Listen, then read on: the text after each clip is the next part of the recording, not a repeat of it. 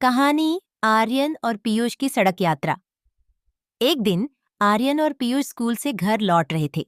School की बस जो हमेशा समय पर चलती थी, उस दिन अचानक खराब हो गई।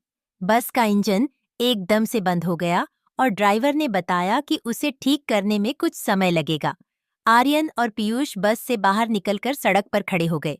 आर्यन ने परेशान होकर कहा, अब हमें घर पहुंचने में देर हो जाएगी, बहुत सारी पढ़ाई करनी है।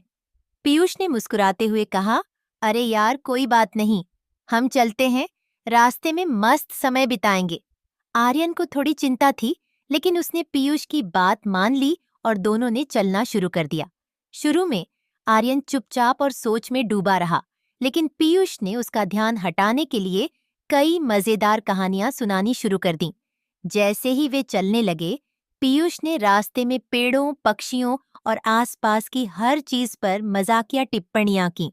उसने बताया कि पेड़ जैसे लोग कितने सुंदर लगते हैं और पक्षियों की चहचहाहट किस तरह एक गाने की तरह सुनाई देती है।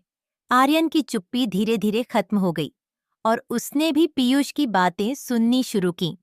रास्ते में उन्होंने कुछ छोटा मोटा स्ट्रीट फूड भी खाया। पीयूष ने एक जगह पर ठेला देखकर कहा, चलो चाय समोसे तो बनते हैं। आर्यन हिचकिचाया, लेकिन पीयूष की जिद और मजाक के आगे उसने मान ही लिया।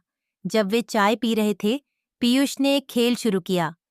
किसी को 30 सेकंड में सबसे अजीब चेहरा बनाना है। दोनों हंसी में झूम उठे और आर्यन की चिंताएं पूरी तरह से गायब हो गईं। आखिरकार जब उन्होंने देखा कि सूरज ढलने लगा और रात होने लगी, तो आर्यन ने कहा, शुक्र है, हमें अब घर की ओर बढ़ना चाहिए। पीयूष ने हंसते हुए कहा, अरे यार, अब तो हम अपने घर के पास ही हैं। सब्र करो, मैं तो कह रहा था इतनी मस्त यात्रा के बाद घर पहुंचना ही अच्छा लगेगा। आखिरकार दोनों घर पहुंचे। आर्यन ने महसूस किया कि यह कठिन यात्रा पीयूष के साथ बिताए गए हंसी मजाक और अनायास अनुभव के कारण एक यादगार पल बन गई थी। उसने सोचा कि कभी-कभी समस्याओं में भी आनंद छुपा होता है, खासकर जब आपके पास एक अच्छा दोस्त हो। इस दिन की याद उनके बीच और भी गहरी दोस्ती का प्रतीक बन गई।